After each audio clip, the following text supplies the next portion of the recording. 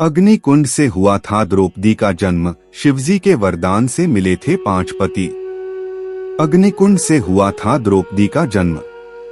महाभारत ग्रंथ के अनुसार एक बार राजा द्रुपद ने कौरवों और पांडवों के गुरु द्रोणाचार्य का अपमान कर दिया था।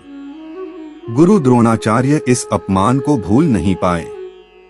इसलिए जब पांडवों और कौरवों ने शिक्षा समाप्ति के पश्चात गुरु द्रोणाचार्य से गुरु दक्षिणा मांगने को कहा तो उन्होंने उनसे गुरु दक्षिणा में राजा द्रुपद को बंदी बनाकर अपने समक्ष प्रस्तुत करने को कहा।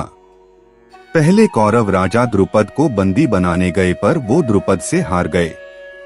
कौरवों के पराजित होने के बाद पांडव गए और उन्होंने द्रुपद को बंदी बनाकर द्रोणाचार्य के समक्ष प्रस्तुत किया।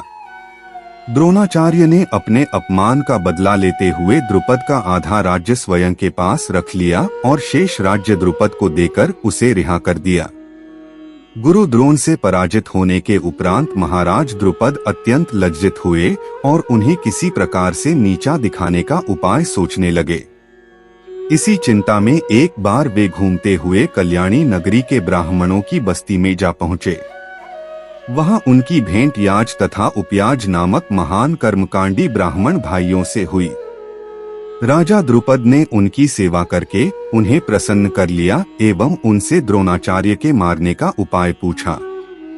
उनके पूछने पर बड़े भाई याज ने कहा, इसके लिए आप एक विशाल यज्ञ का आयोजन करके अग्निदेव को प्रसन्न कीजिए, जिससे कि वे आपको वे महान बलशाली पुत्र का वरदान दे देंगे। महाराज ने याज और उपयाज से उनके कहे अनुसार यज्ञ करवाया।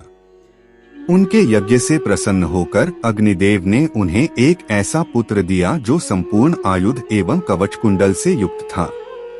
उसके पश्चात उस यज्ञ कुंड से एक कन्या उत्पन्न हुई जिसके नेत्र खिले हुए कमल के समान देदीप्यमान थे, भौहें चंद्रमा के समान वक्र थीं तथा उसका वर्ण श्यामल था। उसके उत्पन्न होते ही एक आकाशवाणी हुई कि इस बालिका का जन्म क्षत्रियों के संहार और कौरवों के विनाश के हेतु हुआ है।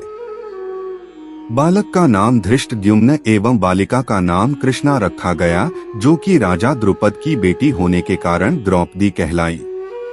शिवजी के वरदान के कारण मिले 5 पति। द्रौपदी पूर्व जन्म में एक बड़े ऋषि की गुणवान कन्या थी।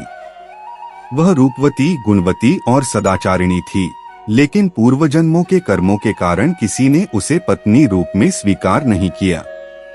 इससे दुखी होकर वह तपस्या करने लगी।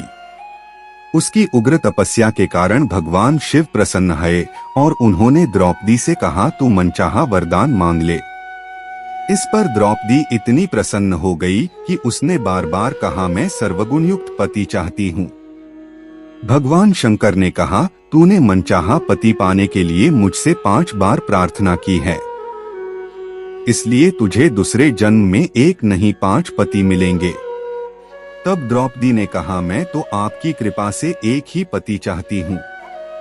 इस पर शिवजी ने कहा, मेरा वरदान व्यर्थ नहीं जा सकता है, इसलिए तुझे 5 पति ही प्राप्त होंगे। द्रौपदी से पांचाली बनने की कहानी। महाभारत की अन्य पौराणिक कहानियां कुंती तथा पांडवों ने द्रौपदी के स्वयंवर के विषय में सुना तो वे लोग भी सम्मिलित होने के लिए धौम्य को अपना पुरोहित बनाकर पांचाल देश पहुँचे। कौरवों से छुपने के लिए उन्होंने ब्राह्मण वेश धारण कर रखा था तथा एक कुम्हार की कुटिया में रहने लगे। राजा द्रुपद द्रौपदी का विवाह अर्जुन के साथ करना चाहते थे। लाक्षागृह की घटना सुनने के बाद भी उन्हें यह विश्वास नहीं होता था कि पांडवों का निधन हो गया है।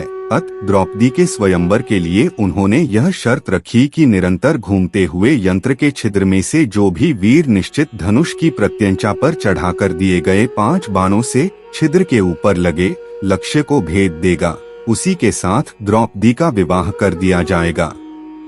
ब्राह्मण वेश में पांडव भी स्वयंवर स्थल पर पहुँचे। कौरव आदि अनेक राजा तथा राजकुमार तो धनुष की प्रत्यंचा के धक्के से भूमिसात हो गए। कर्ण ने धनुष पर बाण चढ़ा तो लिया, किंतु द्रौपदी ने सूतपुत्र से विवाह करना नहीं चाहा। अतः लक्ष्य भेदने का प्रश्न ही नहीं उठा। अर्जुन ने छद्मवेश में पहुंचकर लक्ष्य भेद दिया तथा द्रौपदी को प्राप्त कर लिया। कृष्ण उसे देखते ही पहचान गए।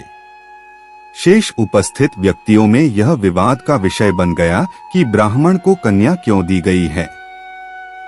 अर्जुन तथा भीम के रणकौशल तथा कृष्ण की नीति से शांति स्थापित हुई तथा अर्जुन और भीम द्रौपदी को लेकर डेरे पर पहुंचे। उनके यह कहने पर कि वे लोग भिक्षा लाए हैं, उन्हें बिना देखे ही कुंती ने कुटिया के अंदर से कहा कि सभी मिलकर उसे ग्रहण करो। पुत्रवधू को देखकर अपने वचनों को सत्य रखने के लिए कुंती ने पांचों पांडवों को द्रौपदी से विवाह करने के लिए कहा। द्रौपदी का भाई धृष्टद्युम्न उन लोगों के पीछे पीछे छुपकर आया था। वह यह तो नहीं जान पाया कि वे सब कौन हैं, पर स्थान का पता चलाकर पिता की प्रेरणा से उसने उन सबको अपने घर पर भोजन के लिए आमंत्रित किया।